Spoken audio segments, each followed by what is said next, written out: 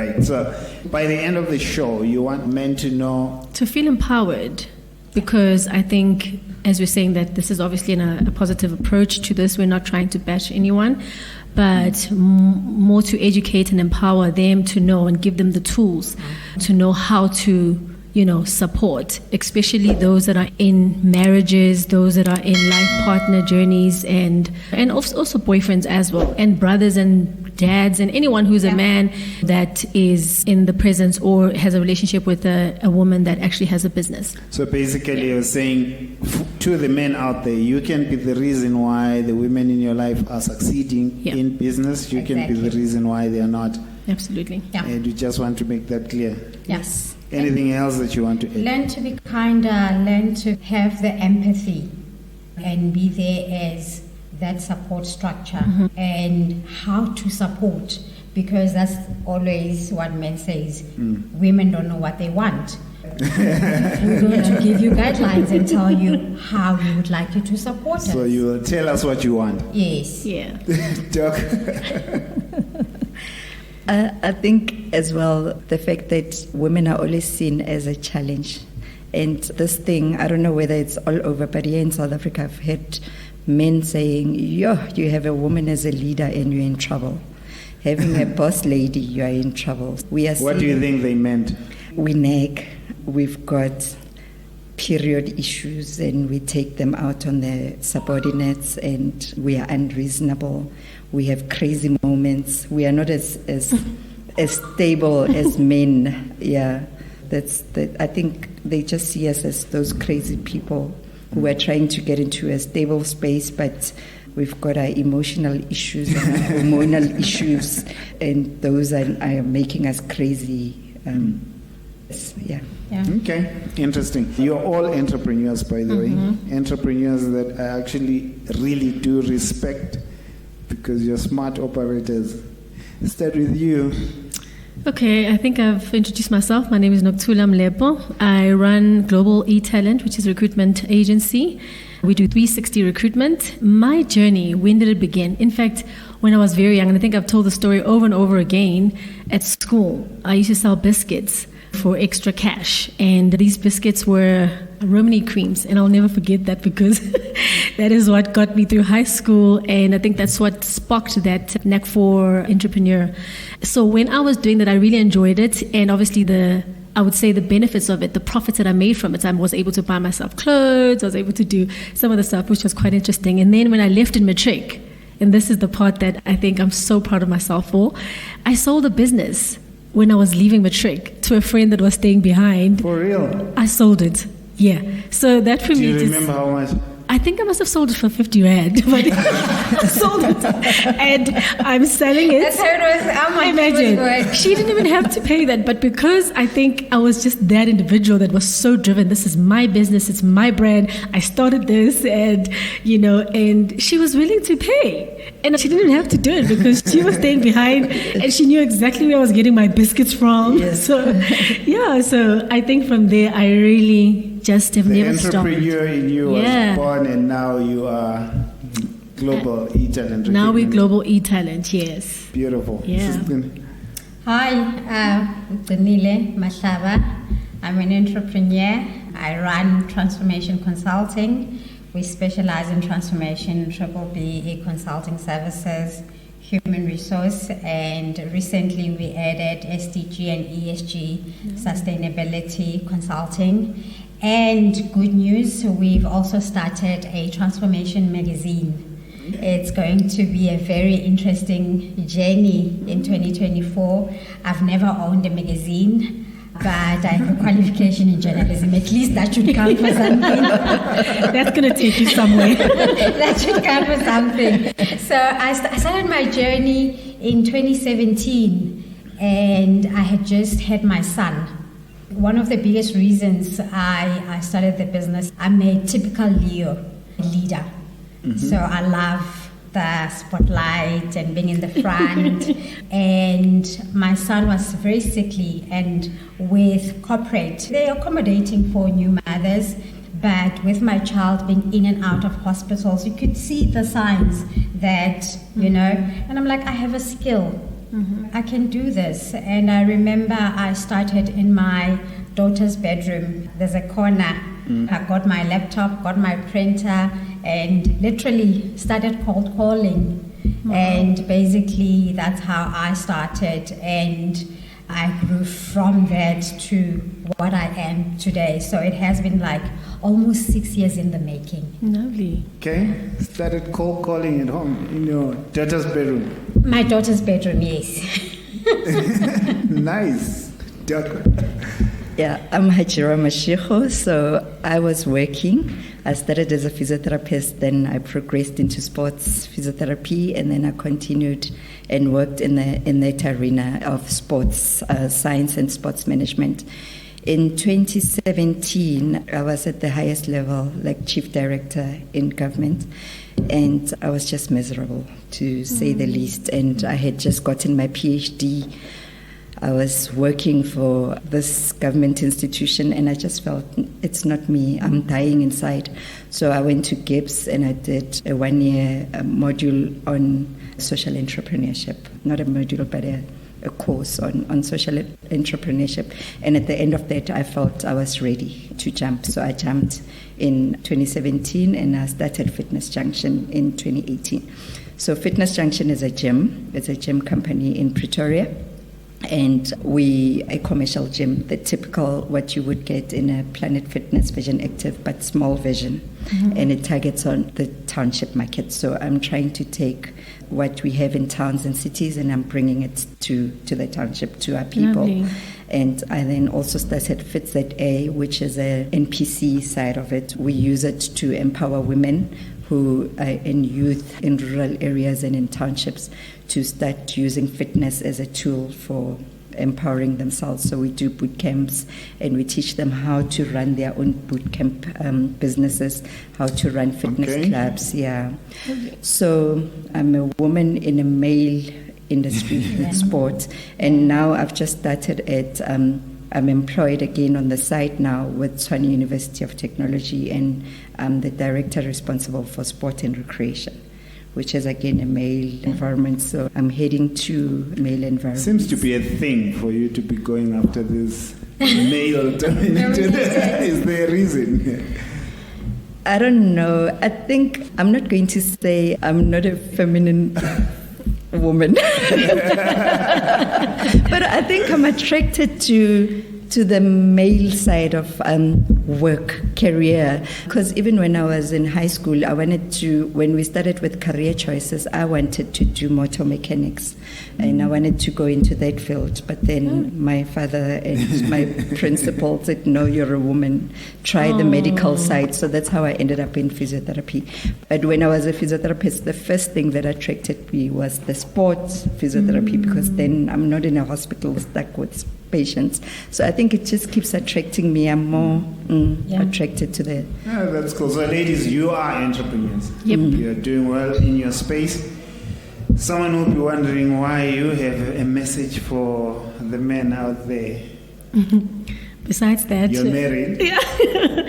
And I think that for me, more than anything, the importance of equipping people with tools. We go through life and thinking that you're the greatest thing or you're doing so well. And also these misconceptions of women being difficult. These are topics that I feel that can almost do away with those kind of stereotypes. Let's talk about the challenges that women would face and what is it that we require from men to understand. And if we can debunk all that, then we are able to then go to the crux of the matter of where do I get the tools, how do I get the tools, what tools do I need to be able to support. All right, let's kick off with one standout message that you have personally. For the guys out there. So as I said before, for me it is support. And the reason why I'm saying support is because, like you're saying, there is a misunderstanding or a lack of understanding what support actually means. And for me, support means to have these tools that I'm talking about and being able to use them when your significant other is in this space. So one, obviously starting with, as Dr. said, we find ourselves in spaces where it's not normally a woman's thing to be in the space. For example, you take me, my husband is full-time employed and I'm an entrepreneur. in the normal olden day time, it would be the other way around. So I find myself in this situation, trying something that I don't think there's much of a blueprint.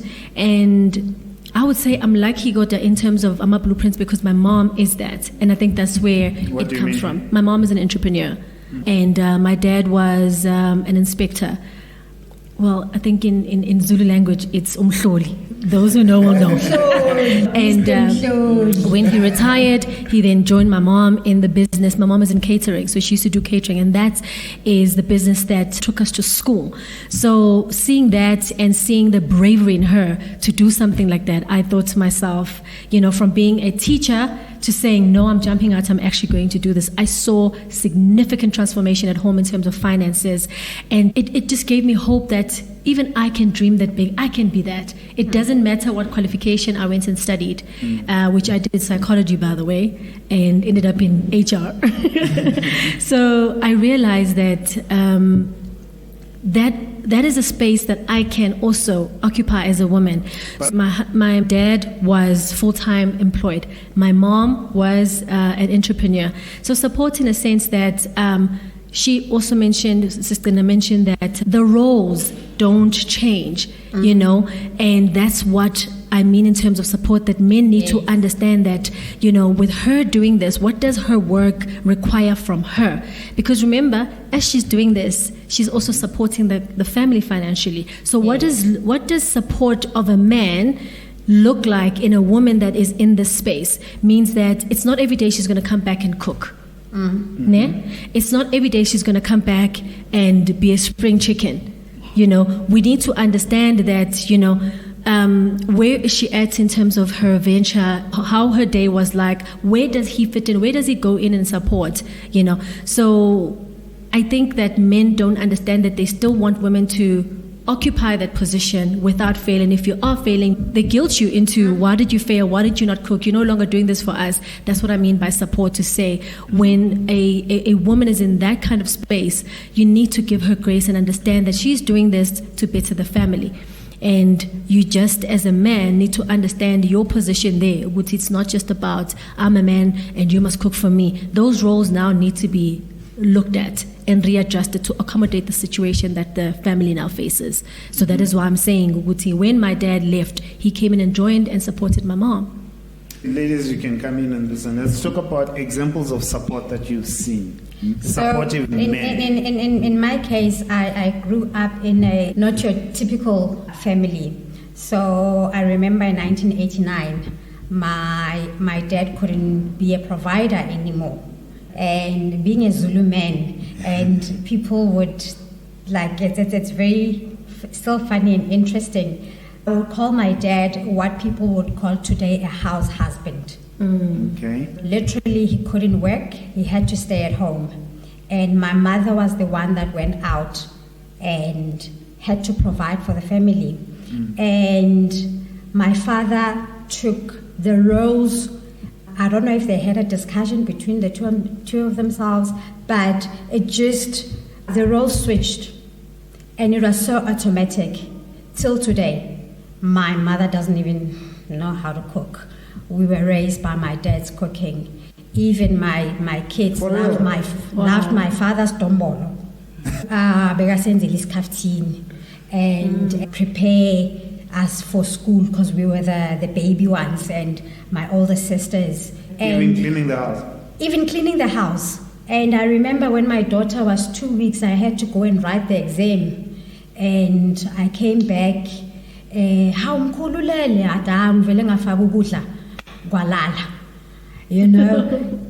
was handy like that. And then I got married, and then I total opposite, and I'm hoping that I will find my father somewhere out there. Let me save you and save everyone else, every lady out there that is hearing a story and have the same wish. There are not many. He's one in a million. And Danda, the way you said that, and cook, it was, and clean, the way he was saying that was such pain. I'm picking the energy, I'm like, okay. Zulu, when I say typical Zulu, and unenkani yamazulu. You know? But it showed if there's a will, is a way. Yeah.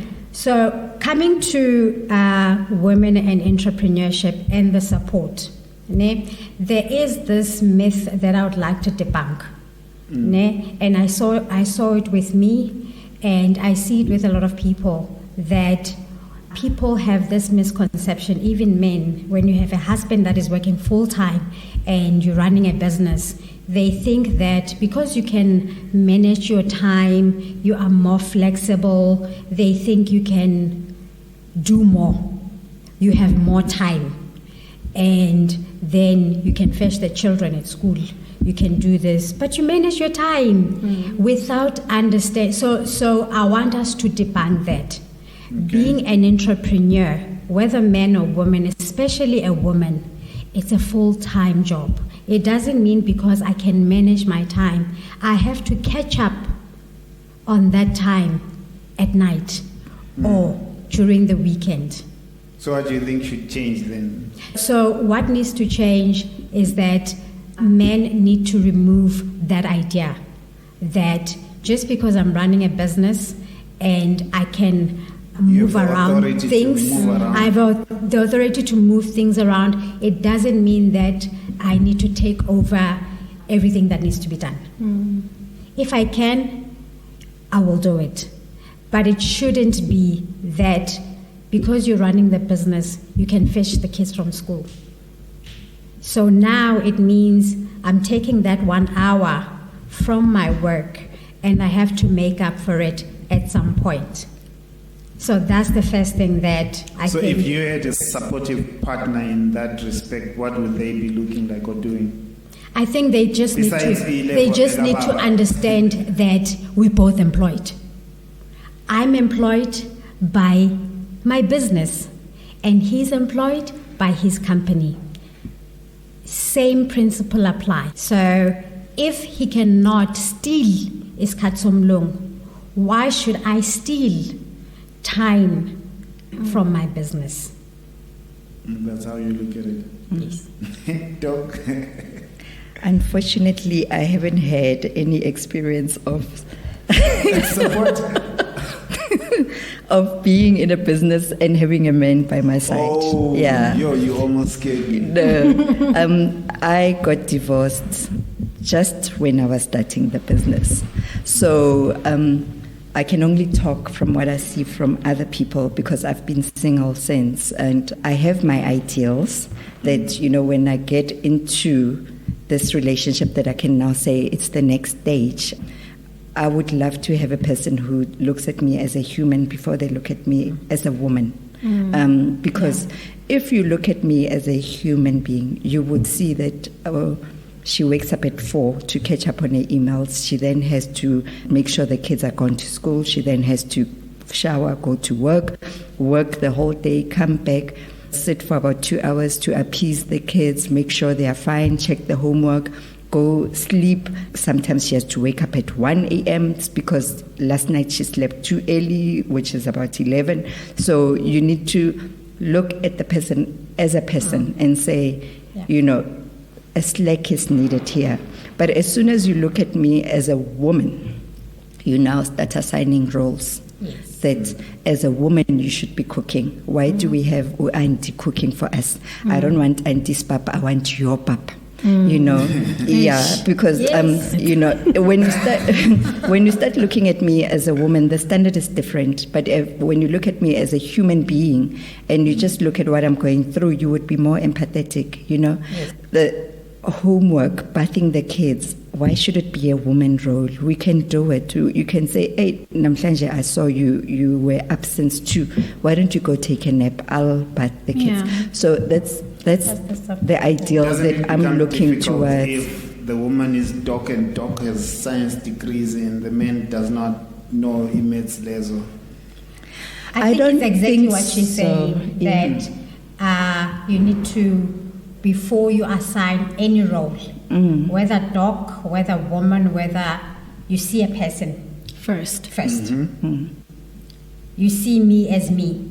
Then you've removed all of the biases which, okay, she's a dog, she's, okay, they call me Stabiro. What does that mean? I'm stubborn. So before you see Ustabiro, see the human. Yeah. And then you become empathetic. And as soon as you see, you start assigning roles, dog, and you start, because you have your own insecurities, like you said initially, you're stifling your wife's growth. It's like, no, you're not doing well. Why don't you do this? Why don't you do that? Yeah. And we trust our significant others' opinions, and without even realizing that at some point they're taking the attention away from what we're trying to build. So see me as a human, and then I'm everything else. And it's sad that we're having this conversation, to be honest with you, because for me, then it just says, Guti, the fact that we have to say, see me first as a human before a woman, as if seeing me as a woman is, a thing like, you understand that? I feel that if we all were to appreciate each one's gender, each one's abilities and strengths, and I think a lot of that would be sorted and resolved. But because that is not resolved, we have assigned these things back in the days of Mandulo, where roles were there, and now we also are failing to let go even when the times have changed. I mean, economically, we can see that just a husband in the house providing in a financial sense is not enough. Not enough. We as women, we are so open to adjusting to that very quickly, and saying, I'll go work as well. But then men are still stuck on, you're a woman, you must cook. How are we even, why are we still even discussing that if I'm also able to get out of this house and go and look for bacon? Why is it that you going to look for bacon and it's not enough, I come in and I step in and assist, you still maintain the line to say you're a woman, and now me in my head, I'm sitting there somewhere thinking, I'm not a good enough wife if I can't cook, with all of that stress. Why is it still there? Why are we a society that has not moved with the times? Because clearly, there's a lot that has shifted. So we need to also shift with times, Dando. Men need to shift with times as well. There are roles for everybody in the home. There isn't a role for a woman, there isn't a role for a man. If I can go and bring bacon, therefore you can also wash the dishes, you can also do whatever that you expect me to do. You can too do it. So it's not like I should bring the bacon, fry it, dish it up, wash the dishes, put them away, and still dance. Tuck you in bed. Yeah. And dance after that. Yeah, and dance after that. I don't know what they're talking about, by the way. No, it's just dancing. It's just dancing. We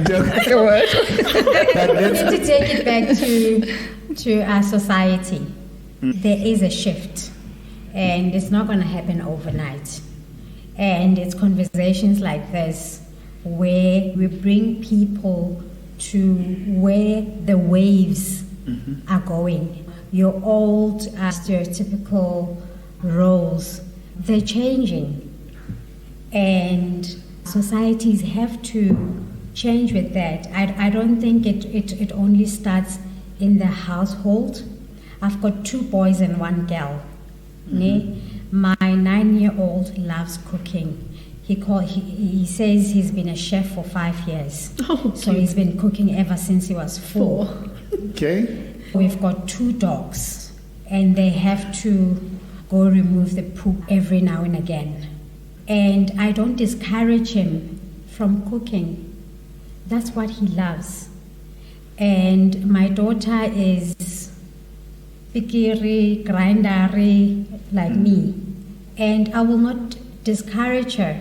But this conversation for me is also for my boys to understand that an entrepreneur is an entrepreneur and not a woman entrepreneur. Okay. And at some point they will understand that. And it's not only for men, even for the kids, the way things are so unfair. like I said, it's the society. My kids at some point, like, Mama, you're working too much. I have the, Okay. my son is, Mama, you need to sleep, you know. Or sometimes, but Mama is always away, you know, because you're leaving a gap. And it's society that created those roles. All right. I'm thinking with what you're saying with society, there's a few things in this transition that affect men. And because of where we're coming from as a society, men might not be so equipped to deal with it. I know two immediately that pop to mind. One is boundaries on the cell phone. Because if you're an entrepreneur, you're going to get a lot of calls, and a lot of them are from men. And Especially some might come. if you're in a male environment, all of them are from men. That's all I get.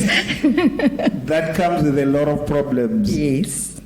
So what do you want to say to the men when it comes to the cell phone? The second one is going to be you stand a chance to make more than the men.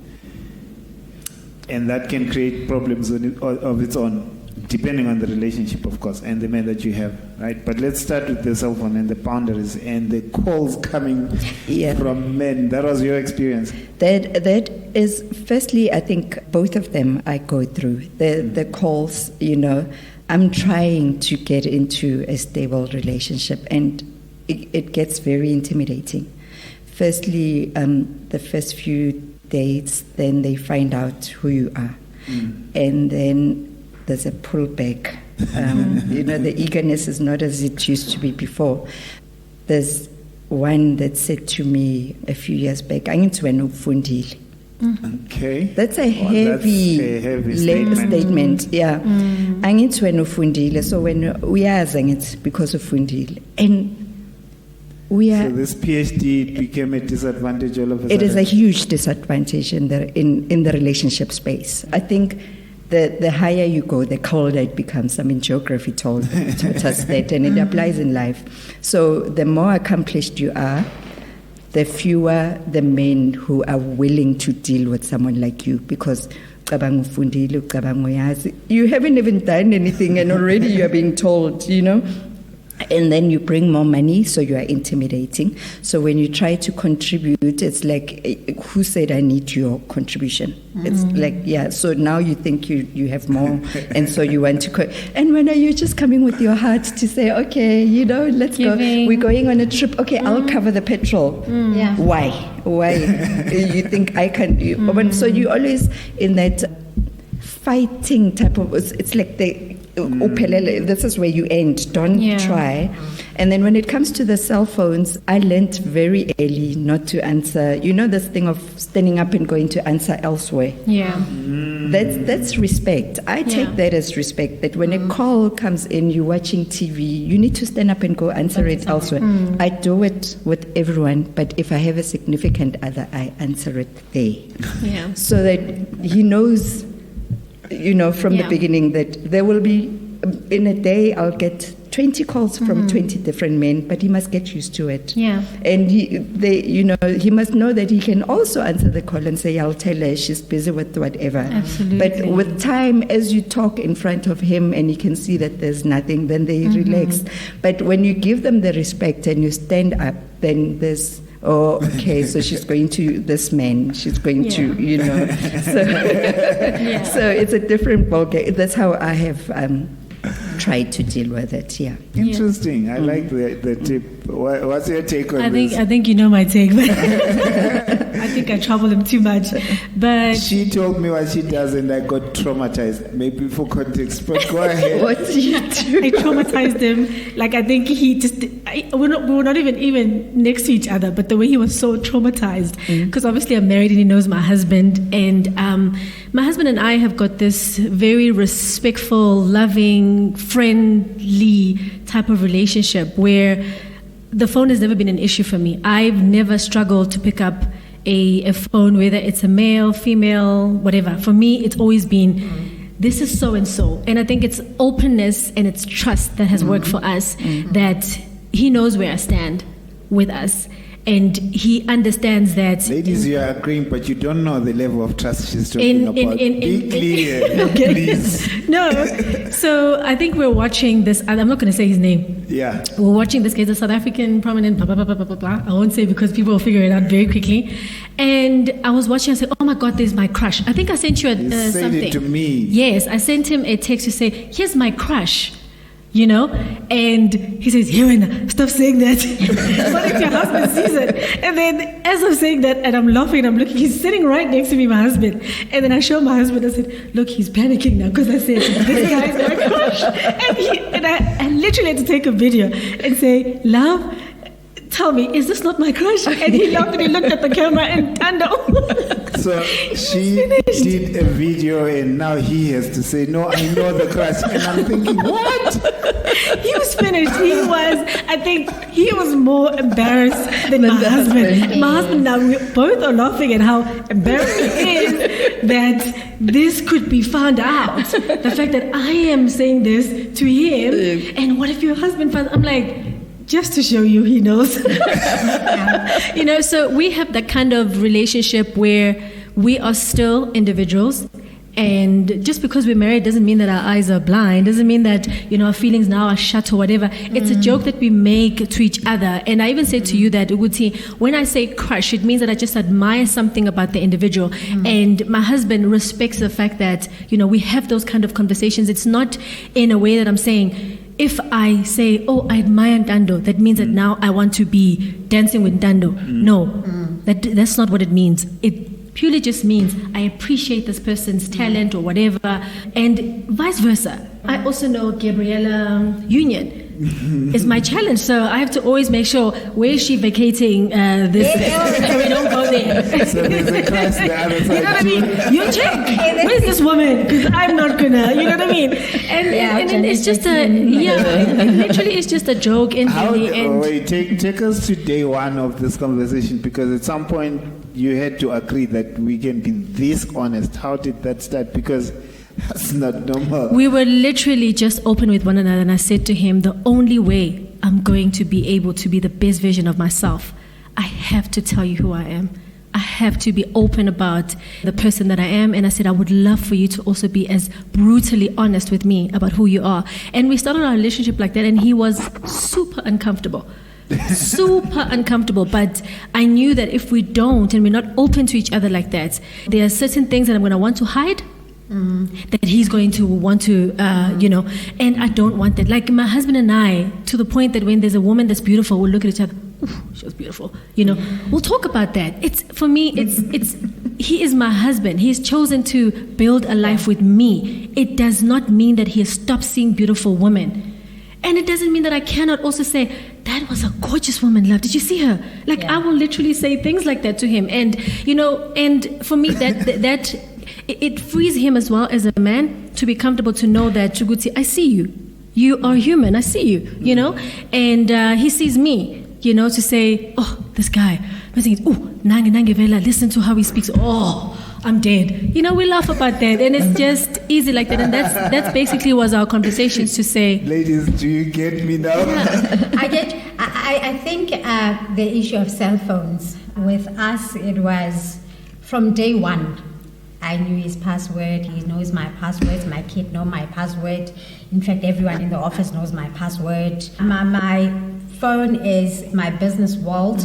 It's also my personal world. And also, as an entrepreneur, your clock is not like you start at 9, you end at 5. You can get calls at 9 o'clock. For instance, I work with men.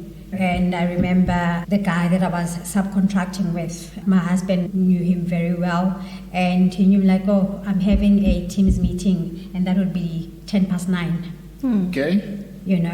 With so-and-so. We have a Teams meeting, and he's aware who I'm having a Teams meeting with. When a call comes, like a baby shifter, we're watching TV. He doesn't even care. So it's building those trusts, and trusting your better half. You know your woman. Yeah. You know your person. But help a brother who is not there, who is struggling with this trust. How do you build that trust? Go get help. Are the passwords do help, and there's No. If you feel like you want to work with passwords, yes, work with passwords. But it's deeper than passwords. You keep your own thing. You keep. But when she gets calls, there's people. Unfortunately, there's people who are naturally that you cannot. They need to get help. they ba jealous and just dalo. But it's beyond the passwords and done. Those ones It really is. Baboy, those ones need to get help.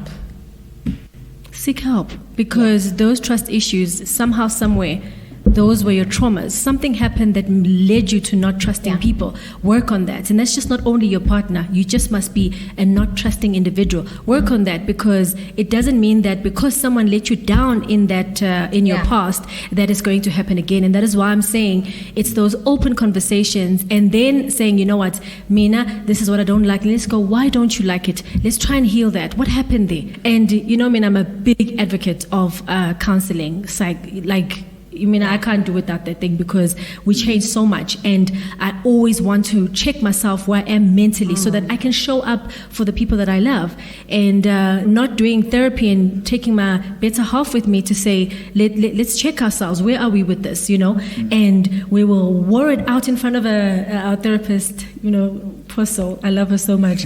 She will help us navigate those very difficult places. So that issue of trust, it needs that. It's not passwords. You can give a password, you can speak in front of them. If a person feels insecure about something, it may not be even the phone itself. Those are just the byproducts of whatever that umuntu ayifilayo ngaphakathi already. So that needs to be worked on. Yeah. We are assuming that the women is solid in this instance, but there are men that will say, the problem is coming from the other side. The trust issues are coming from the woman as well, and the man is traumatized. That's true. Yeah. We're not saying that the world is perfect out there, and every woman is perfect out there. And also in the business space, I have to say, in the last 6 years, I've been very blessed that you have certain people. Just because you look the way you look, they will try and take advantage. What's protecting you? You mean men asking you out? For favors, sexual favors, okay. And not only that, but unpleasant comments that they make you feel like, or if I have to give you this contract, you need to. No, I've been blessed that I haven't had that. Yeah. But I don't know if it's because when you start, you attract that. Okay. But there's women that will tell you horrible stories in their journey that I've had to do 1, 2, 3. Sure. I've had to dance with somebody, I had to give it up. But unfortunately, there's people who are just in jail. And there's nothing we can do with that. And nalapo, we still say you need to get help. It's got nothing to do with the business, got nothing to do. It's just your personality. Uzithandela abantu abakule side besilisa, or wena uzithandela abantu besifazane. That's who you are, and your partner knows. And they understand that, and that is the trauma that we're talking about, that needs to get help. Okay. Yes. What's your experience with it, Doc? Because you are in a male-dominated industry. I think it applies both ends. You find women who will say, because I'm in the sporting environment, there's a lot of travel. There's a lot of that prestige type of thing. So I remember when I still used to work in government and I worked for a particular minister, I actually had to facilitate a meeting between him and the wife of one of our really prestigious athletes in one of our codes, because the guy was really at his peak and he was starting to go down. And when the sports psychologist picked up the problem, he picked up the problem that it wasn't really performance related, it was psychological, because he was struggling at home.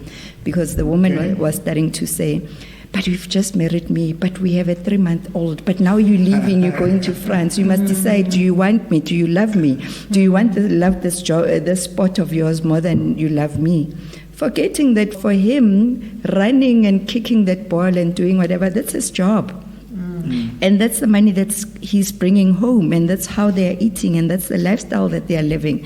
But by assumption that now he's a celebrity, the assumption is that women are throwing themselves at his feet, and the assumption is that, you know that song, I've got hoes at each area code. The assumption is that in each country he goes to, he's got someone, and therefore now it's killing. So it's the counseling that's needed.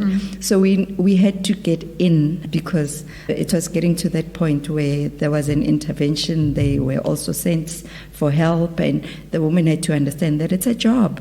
A job. He has to do it. So it's both sides.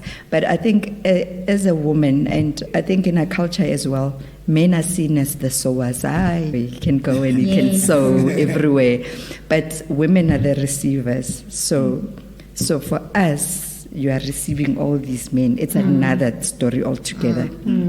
So if I have a person in each area code and you have a person in each area code, it's a different story altogether. So me being in a career where we travel all over the place, that assumption can really kill the relationship. The relationship. Yeah. That, oh, now you're going to where? Namibia. And then tomorrow you're going where? Australia and China. And it really kills. And those are the things that really, there's a difference when it comes to the woman being the one who's always living out of their suitcase and the man being the one living out of his suitcase. Because a lot of women have been socialized to know that the man must go and find money. But the woman, if you're the woman who's all over the place and the man has to stay at home, and then you come back and it's like, what was she doing out there, you know, with all What these would you people? say to the men then, in that respect? I think it goes back to what Trina was saying, that you know your person. You know your person, and you know where you are coming from with this person, and you know how this person conducts themselves. And you have to get to a point where you know you can trust your person, that even though every night she's not sleeping at home, you have a routine of some sort, and you have the trust as well. So you can build in checks and balances as in a relationship.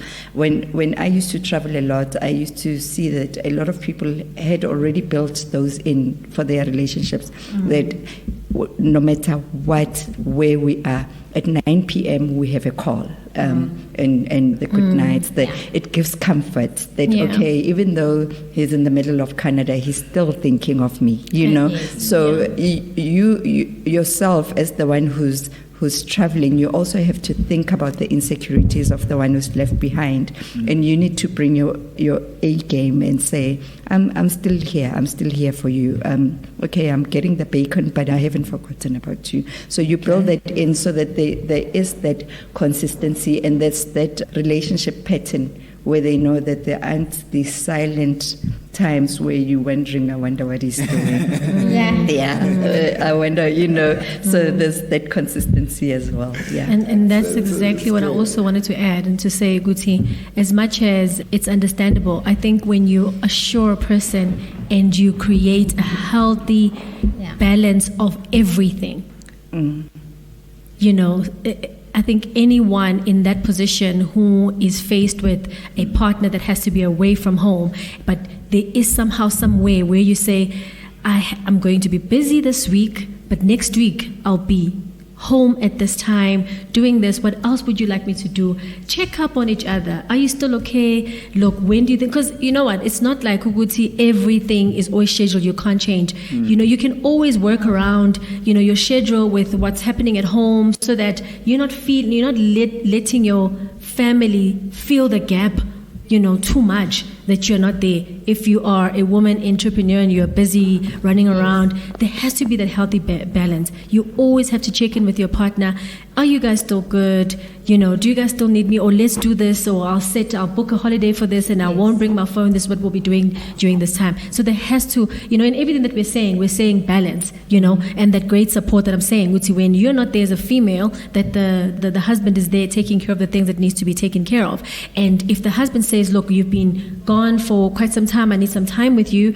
Like, you shouldn't, as a woman, see that as you're trying to stuff on my girl, blah, blah, blah. It's, okay, you need me this, okay, let me reschedule this and this and that. Yeah. That thought, it goes a long way in a relationship. So, balance. That's good. Let's talk about confidence and self-esteem. Yeah. What I want to hear from you ladies is how you believe men can support you in that regard. Because I'll tell you why I ask. I had a personal experience where I had lost everything. And then I dated this one amazing lady who seemed to really believe in me more and see stuff in me that I could not see. Made me feel like Superman. Part of the reason why I'm here, actually, because it gave me that kickstart that I needed, or that confidence boost to try.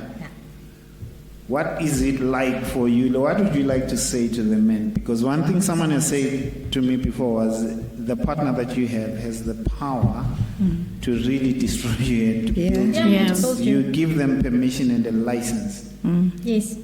in your life and in your space to build and to destroy. Yeah. That is 100%. And I've seen it.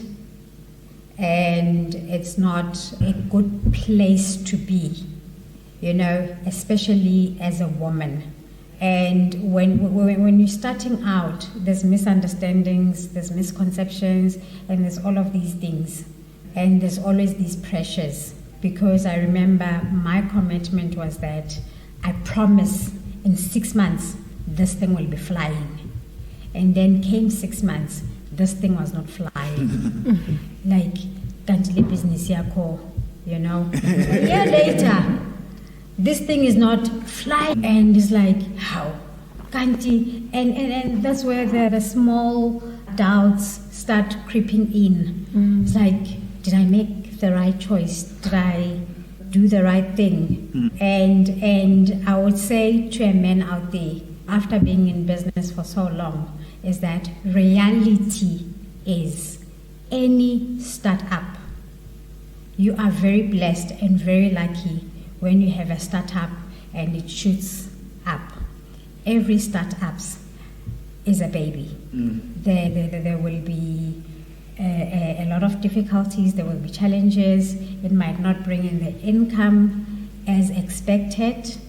I think it's having an open conversation. I think if your woman say, I want to start a business, I think both people, the couple, need to sit down and talk about it and talk about their expectations, because I have my own expectations. He has his own expectations.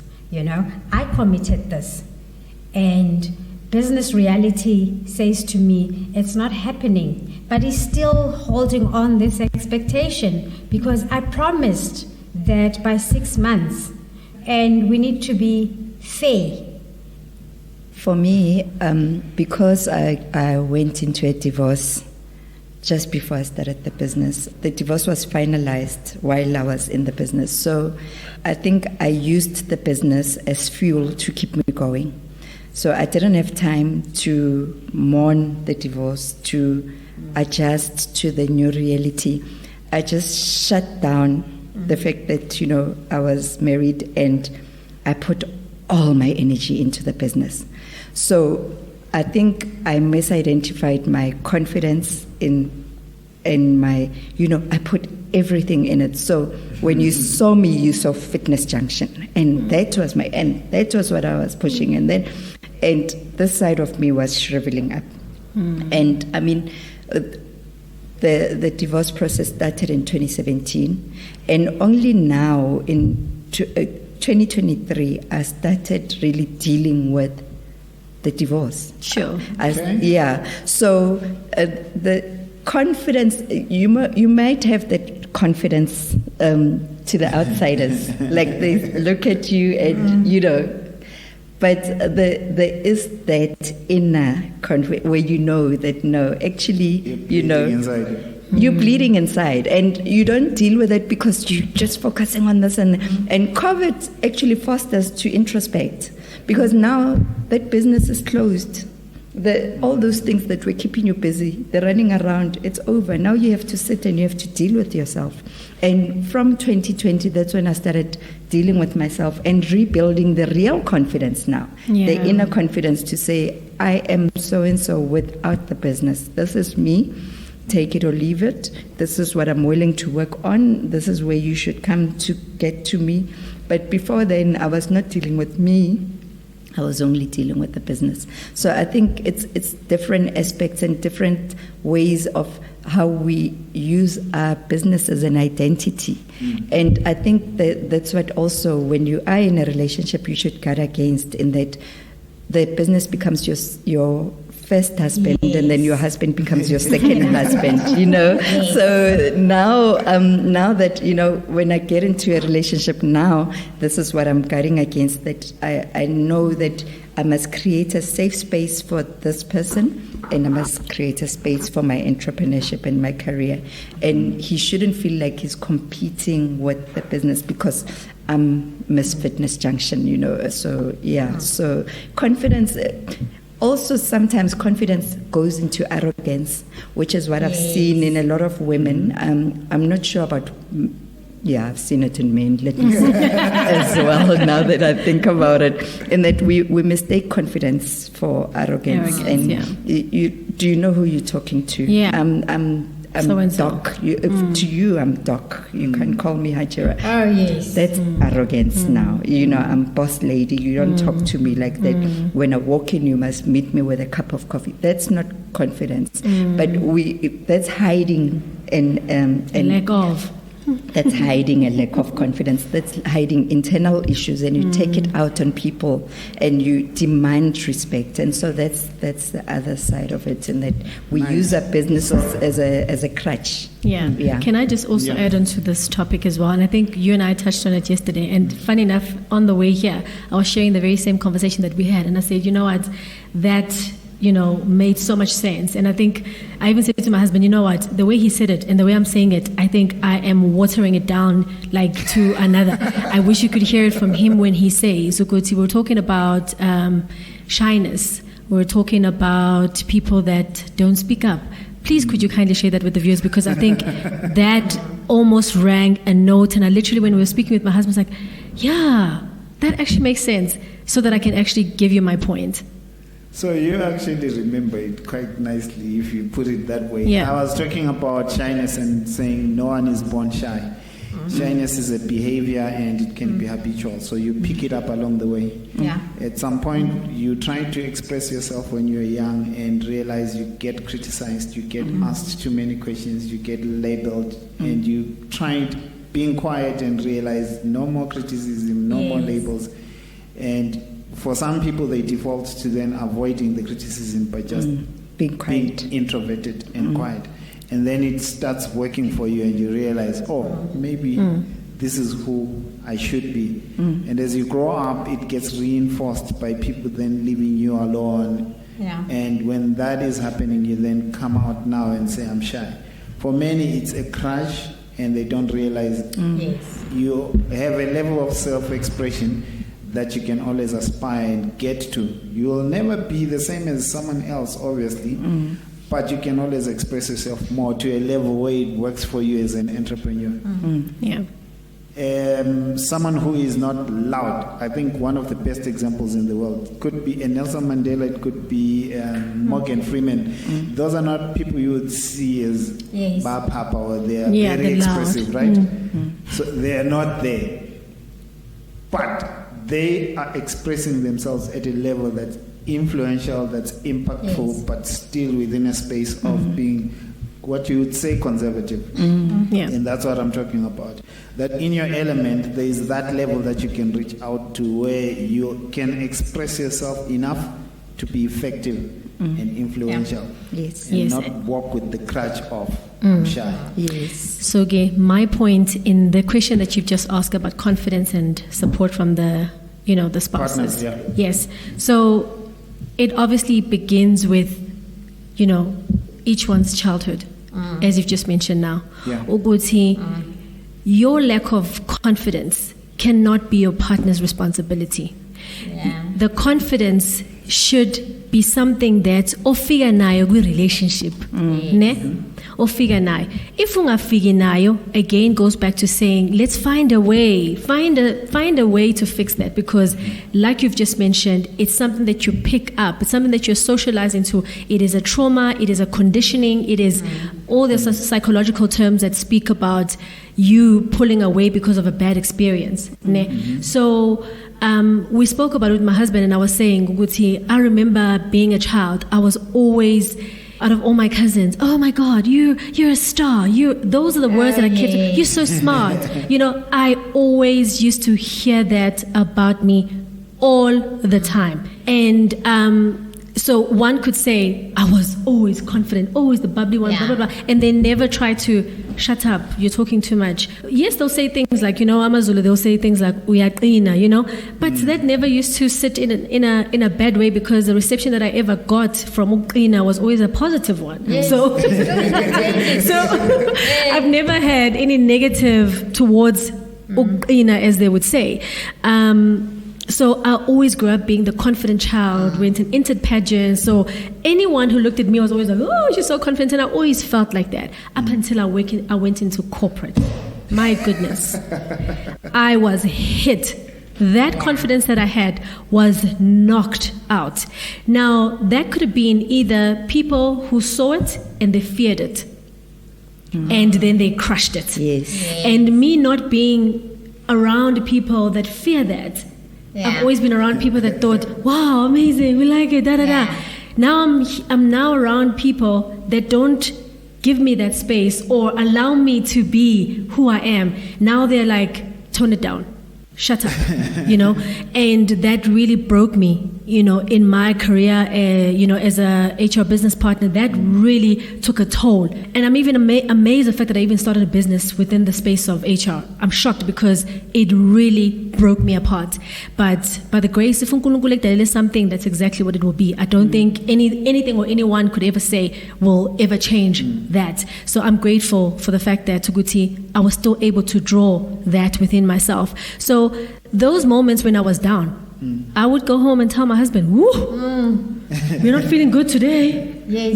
Why? And again, going back to the honesty, being open, not ufigendlini, because someone told you that you were too loud, you were this. Come and say, this person was wrong, Paul. Be honest about your feelings. Say, I feel so stupid. This person made me feel stupid. And your husband who loves you, your partner that loves you, will be able to pick you up and say, don't listen to them. That is the kind of reinforcement and that support that I'm talking about, that I also receive at home when those moments happen. Even now in business, there are some times where, I would say I'm a woman, so I will break down in front of my clients sometimes if I have to. If I feel something, and sometimes I'm failing to express myself because maybe that person in my mind holds such a higher authority position and I can't articulate myself, tears will just drop. What I've done is that in my space, I literally will use my husband as it's okay, we can do this. So I will go with my husband into such difficult meetings because he helps me run this business. So when I'm there, when I look at him, I got this. Then I've got this. Then I am able to articulate myself without really putting those kind of emotions out there. But I have to say, Uguti, that support when your confidence is hitting a low, you have to, for me, it's him, and drawing back to those childhood memories, and for somebody else, it could be something else. So find that within yourself. What is it that makes you confident? And if not, what is it that's breaking you? What is it that is having a negative voice in what you believe about yourself? Let's work on that. Were those people true? Was that right? I mean, I think you're one of those people as well. Dando, I could do... I think he thinks I'm capable of anything. If walking on water was a person, that's how Dando sees me. I don't know how. Sometimes I'm just like, me? So, and I appreciate you for that, because you see, my environment, my space, I've got people like that constantly say, Oguti, you're good, you're great, you're phenomenal. Those are the kind of words that I will always hear from Dando, even though sometimes I'm just like, I am not listening to you because you'll never say anything negative. And why again? Is because there is that voice in my head that says, but you're not that smart. Oh, but you're not that, you know? Yeah. So when I hear it and I want to reject it, I'm like, Dando, no, I'm not listening to it. Because now I'm looking for that voice that said I couldn't do it, And I think, as I said, my point is find what works for you that gives you that push that takes you back to that comfort space. I mean, that confidence space. There's two things you said. One was taking your husband to some of the difficult meetings, and I think that's a good message to pass out there. I remember the tip that I gave to one client who was struggling with some people, and I just said, no,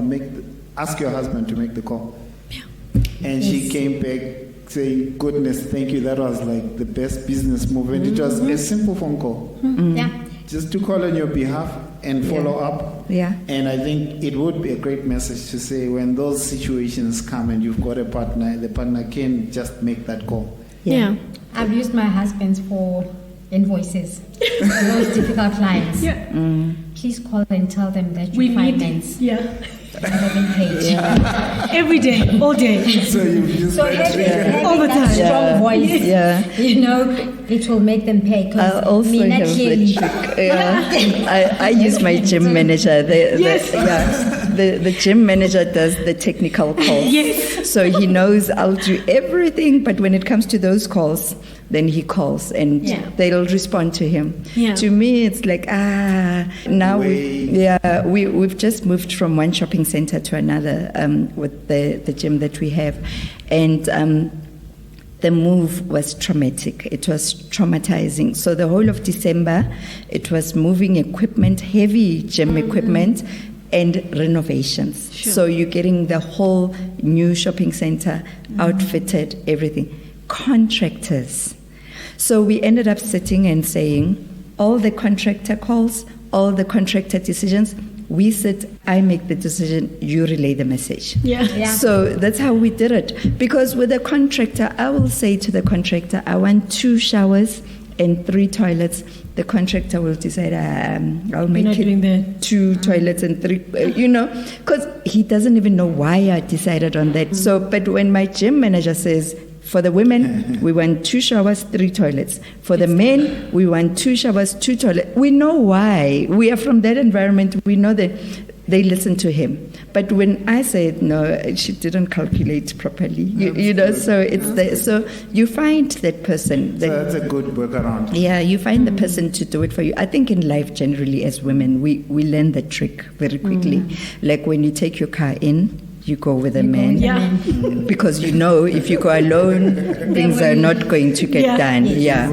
When you buy a house, when you buy a house, you find a house that you love, then you fetch your colleague that's a man to be the one who goes and says, that ceiling, why is it like that? Because if you say that, no one takes. But so you learn those tricks, that the big purchases, that big things where you're going to be undermined as a woman. You just bring this man that knows that he must play the role. And we all have, I think it's a trick we all know. We all have that man that goes and does it. Yeah. There's something you said today. You said when you went to corporate, they broke your confidence. There.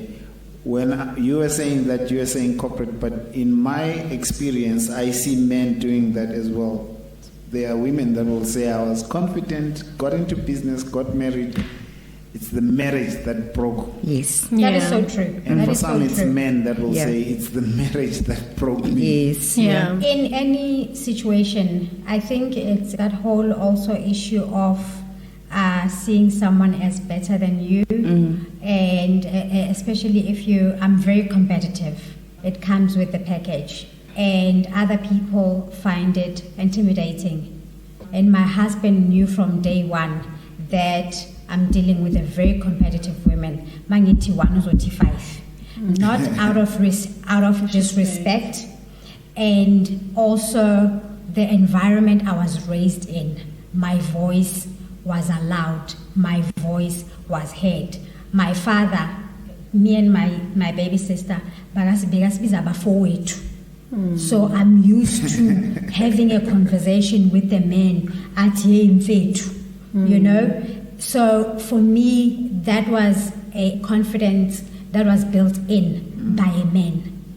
And also seeing my father doing the things that he was doing, in no way did I see him being demeaned, and in no way did I see him being disrespected by my mother. So I'm able to be strong and be independent and be me and still be a submissive wife. Yes. Yeah.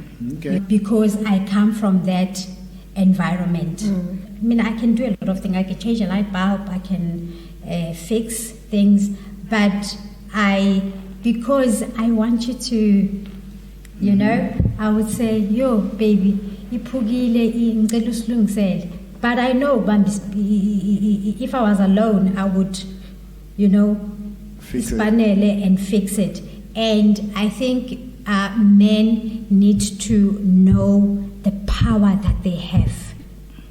Meaning? Meaning that you have this power to nurture this talent, this amazing woman, and you should be proud, you know, because when I come back, wherever, I still need my Huggy Bear. Baby, today was horrible. So and so did this. I relate the whole story. Yo, baby, skis, yo, ubani. And there's a person that said something very bad to me. And my husband called him. Okay. He called him. It's like, who do you think you are? Calling my wife that. Do you know what I can drive there?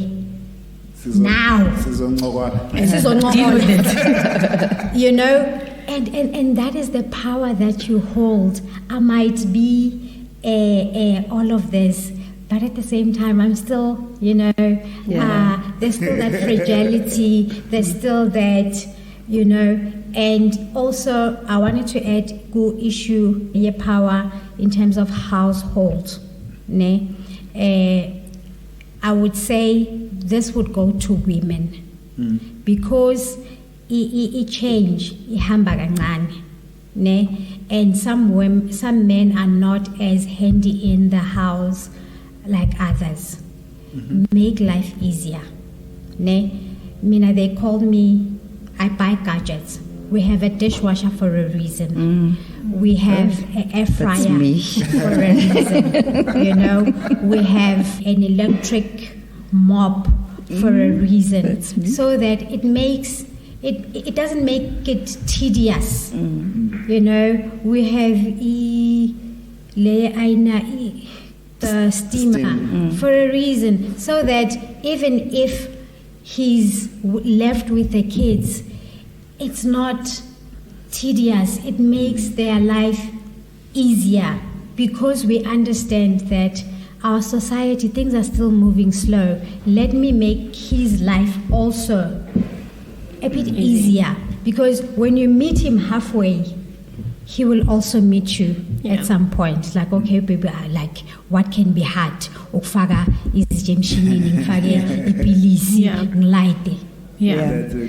I think going back to the submissive issue, a lot of young women who are still trying to find themselves find submission to be a weakness. Yeah. And, you know, you can see it on X and the engagements there, that now I won't submit to a man. Who does he think he is, you know? But I think there's a lot of wisdom in submission, in that, you know, we are different. Men and women will be different, no matter what we do. I can be in a male field as I am, but I am not a man. And when you get home, you get to that cocoon of yours that you've created with this man. That role still is there. He is the one who's supposed, as Trina said, to protect you, to nourish you, to make you want to go out again to the world tomorrow. Because you come home to refresh, you come home to rebuild, and then you go back and you fight again. So he has to know his role, that he's your leader, he's the one that guides you, the one that holds you, the one that comforts you, the one that makes you strong again. And you submit and you give him the respect. And that is what nourishes him. You submitting to him, you making sure that he feels the warmth of a woman, and he then goes back and you go back stronger together the next day. Yeah. But if you come home as a woman with that, I'm the CEO of Fitness Junction.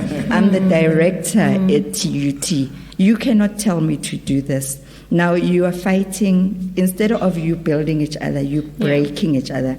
And he also then feels the need to put you in a place. Yeah. Then he must put you in a place. You're a woman. So then it becomes, you go out to fight, you come back to fight.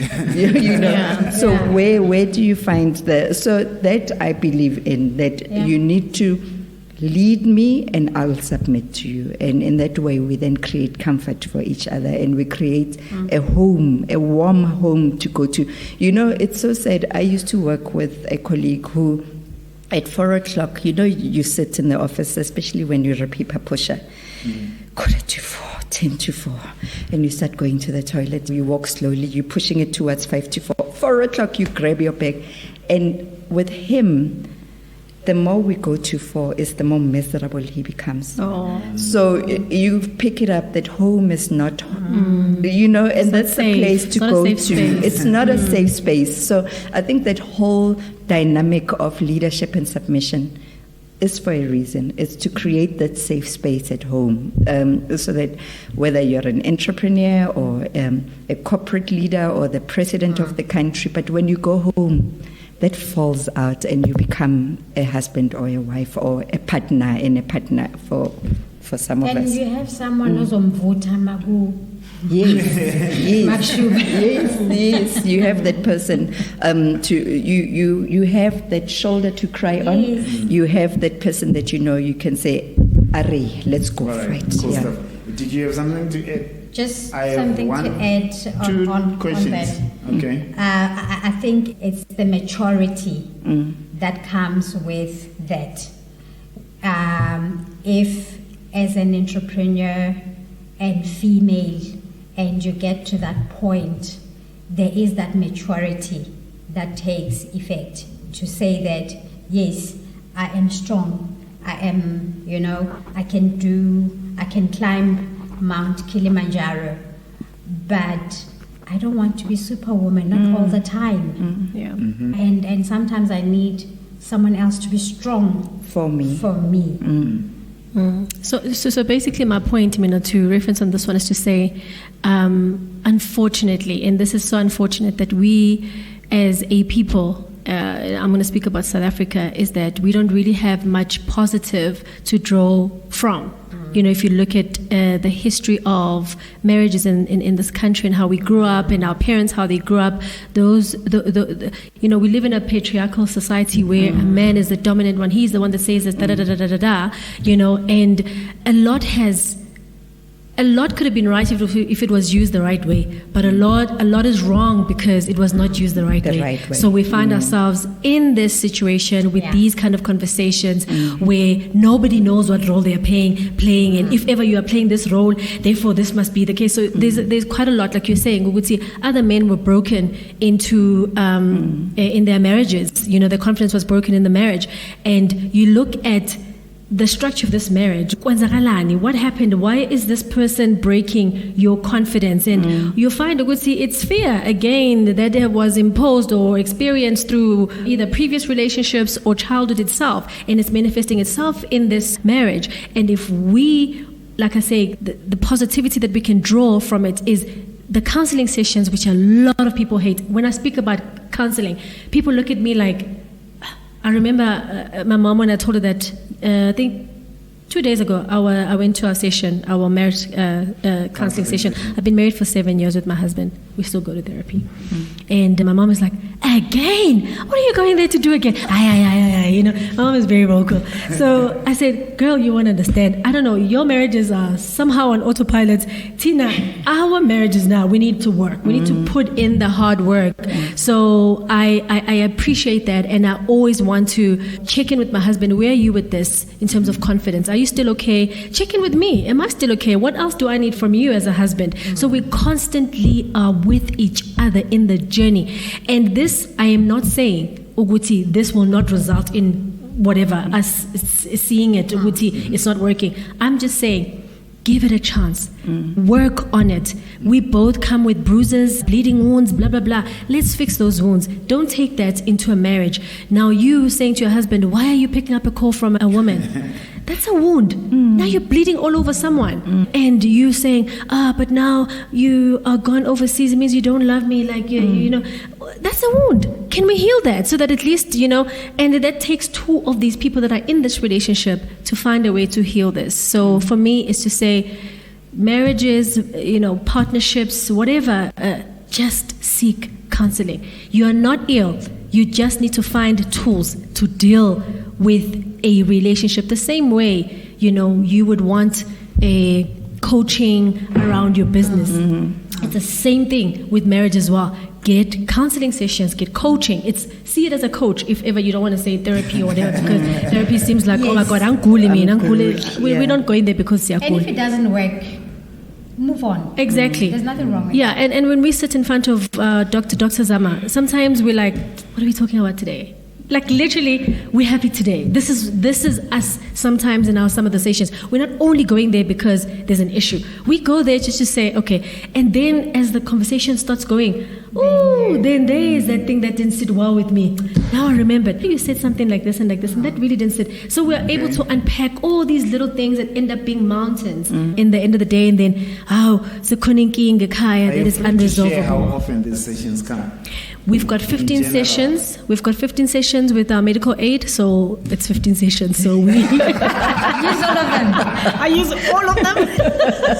15 sessions, and we've even got our children's buying into this, where they're like, "When are we going for therapy? I want the girls to go in together." We have a blended family, you know. So we have created a space where they can also feel comfortable to know that therapy isn't because we are cool. Therapy isn't because you're in trouble. Therapy is just a safe space for you to voice out your opinions in a space where, okay, let's go and dig deep. Why are you feeling like this? So that they can actually find out some of the things that your mind has protected you from in terms of protected. Because your mind, if something happens, it will block it, but behavior will always show that scar that it's still there, but you won't even know where that's coming from. So we need to go and look at that to see what could be the problem that's sitting there. So powerful. I think as we are wrapping up, I'll give each of you one question, and just what you would say to men in that category. We'll start with you. What do you have to say to men who are avoiding therapy? Some are afraid of it, some don't get it, some don't want it, and the woman ends up either going by herself or dumping the whole idea as well. What message do you have for those brothers? Try it if it matters. Try it if your marriage matters. Try it. Or if your marriage matters to you. Yeah, try it. Because I'm not oblivious to the fact that, Tuguti, some people may be having a challenge in understanding it, because I know, like I said, in our society, in our communities, in our, where we grew up, this wasn't something that we were exposed to. So I would say, if it matters to you, try it. And when you're trying it, this is another thing that I always say to people, when you go to therapy, she's not sitting there to give you solutions. Please, you have your own solutions. She's sitting there to make you, help you go through these emotions and unpack them, what they are. That's what therapy is. You're feeling unloved. Why? Let's go there. What's happening? I'm feeling scared. Then you eventually see, maybe you're a person with so much anger. You'll eventually pick up, this anger is actually fear. I'm afraid to lose you. And one of the things that actually came up in my sessions, if you do allow me to share, is a lot of times when we're fighting, hey, I see it panting, I see again, let's just get a divorce. And last year towards the end of the year, I had to face the most difficult within myself, would say, I'm actually scared. I'm scared to lose him. And I'm just not saying it. And I'm saying, asiyage, because I want to be the first one to reject. Not you rejecting me. I'm going to be the first one to say it. And that saves me from having to deal with the fact that it would say, oh, I got rejected. So, some other things, they must, as anger, I mean, anger, yeah, you uyasaba. Say it, I'm scared to lose you. And if you're in that setting, then we're able to help. Okay, now he's going to receive it in a way that is that thing and use it against you, because you're in that setting where you are getting that kind of help. So I'm walking out all the time. It's not you saying you're really walking out. It's that you're just trying to say, you're not hearing me. I'm scared that either what I'm going to say to you or what I'm saying to you, you're not liking it. Therefore, you're going to leave me. So I'm going to walk out first. And that was fixed. So therapy, as I would say, try it if it matters. Yeah. Thank you. That's nice and powerful. Strina, not on this. You have your own special question. Don't worry. Oh, I thought it was a perfect question. Brothers who are scared because they see the woman rising and making double, 3 times, 4 times, 5 times more than what they are making. What's your message to them? I think with that, also one should go back to why you fell in love. Whether I'm making 10 times or 20 times, when I fell in love with you and I love you, that shouldn't matter. And most of the times, it is not the person that is making 20 times or 10 times that is worried, because they know why they're there. If they wanted to leave, they would have left with their 20 times whatever they're making. It's the other person, like you say, it's the fear that they're going to leave me. So I would say to the men, if the woman is there with that 10 times, with that 20 times, know that they're there because they care. Know that they're there because they love you. And one thing that we always forgetting is that yonke into, when you really think about it, it doesn't really matter. When you really what do you mean? The material things and salaries. Things and salaries and all of that. It comes down to, at the end of the day, really, it's nice that I can bring in so much, but I think it's important to let's remove all of that. Let's be us. We husband and wife. And also women, we have the responsibility, protect each other. to protect. You know your man. You know that you're making 10 times what he makes. And Tina Siakonza. And besides Okonza, my husband was unemployed for about 3 years. Okay. And I would go and buy clothes and tell them, Yeah. and my kids know, and they would say, "Hambo celu papi mali." It's okay, ngizo hamba ngicela papi mali. That is protecting the other person. Yeah. So even if the roles are changed, or who is making more than I am, they would give me, to buy for the kids. And when the kids are asked, "Who bought you this?" "My mom bought me this." But the money came from, who the money came from, Dad. So we also need to protect each other. So it's not a one-way street that the other person need to come in. We need to be supportive. We need to meet each other halfway. And unfortunately, men, it comes with I don't know if it's the physique or what. Ego. It gets hit very bad and very hard if the woman is doing well and you're not. That's why it's the responsibility of the woman as well to build that confidence. Yeah. As you build him, as you build that confidence, you're building something together. And don't let it's very easy to be big-headed. I promise you, I've been there. It is so very easy to be big-headed, but you need to keep yourself in check. What I always pray for in anything, top.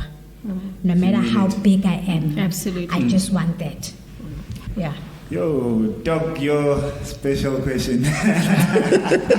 I'm so nervous right now. I'm thinking, what is Do they this? sound challenging? Hey. The special question is this one. What do you have to say to the brothers out there who, when they see a woman entrepreneur, either wants to exert control and force or want favors? Oh, yeah. Okay. That's a very difficult question because I think I'm going to speak from... Already felt nervous before. Yeah. I think I've been very lucky that I haven't had one that wants to ask favors. I haven't had that experience, but I can identify with it because I've had so many women going through it, and I think that is the most demeaning thing you can do to a woman. And I think, what kind of a person are you to look at a person and say, in order for me to give you this, you need to at first do this for me? It means you're seeing this woman as an object. You objectifying us, and you have no respect for us. It goes deeper than just give me pleasure, I'll give you money. It really goes to how you value women, how your valuation of a woman is something that should just come and give you pleasure, and then you'll give her whatever she needs. I always say to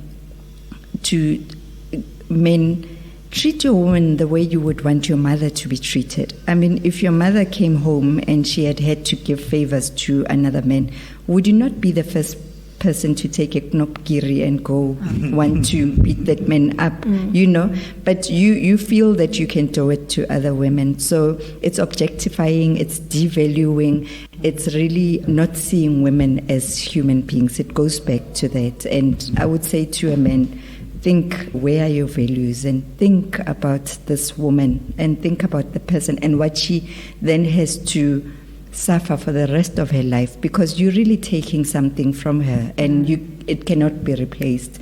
So are you really going to put her into that for the rest of her life? It's like a life punishment just for a tender, or life punishment for a job. And so you're taking advantage of someone's desperation to survive and to provide for her family. You're taking advantage of that, and you're killing her in a way, in the process. And would you want that to be done to your sisters and to your mother? Final thoughts? Sorry, just to add on to that as well, I think, to be brutal, because I am that person as well, Doc put it so nicely, you are a rapist. You are. You are a rapist. If you can do that, you are a rapist. And see yourself as that. Just because she gave it to you because you're going to give her something, that does not mean that you have not violated that person. It doesn't mean that you have not overpowered her with, you are a rapist. See yourself and go seek counseling, go seek help, because that is not healthy. That's not a healthy mindset. And we're not going to tippy-toe around you guys. We're going to tell you, you are a rapist if that's what you're doing. You're asking women to pleasure you, to give them what you were supposed to give them, vele, which is work. Once you start asking for other things, uyagula, seek help. That's it. Do you want to say something to that? And it's never happened to me, by the way, but just when I think about that thought of someone coming to you and objectifying you to that level. That person who found somewhere when you are walking and grabbed you and pushed you into the bush. Yeah. That for me it goes to that extent. That same feeling is exactly there. They take advantage of you at your most vulnerable. Exactly. Just because you had me in some fancy hotel or whatever, it's still rape. It's still rape. And see yourself as that. You're a rapist and you need help. Yeah. And I would say the same thing. It's appalling, and I've been very blessed that I haven't had a situation like that where someone would really want to take advantage of you. But reality out there is that it is real. And I would say to the men who use that, like I cannot say it better than what Hajira has said, what it's demeaning. Think about your mother, your daughter, who will one day be an entrepreneur. Would you want them to be put in that position? And I don't think any woman who's an entrepreneur should be put in that position to choose between her livelihood and her womanhood. Yeah. Thank you, ladies. Thank you. I guess you. the last question really triggered. We can have the aircon on now. Yeah, we can Thank have you. the aircon on now. Looks like we need it. Thank you for hanging with us. If you're with us till this time, you are loving and feeling the content. Remember to subscribe and share the video.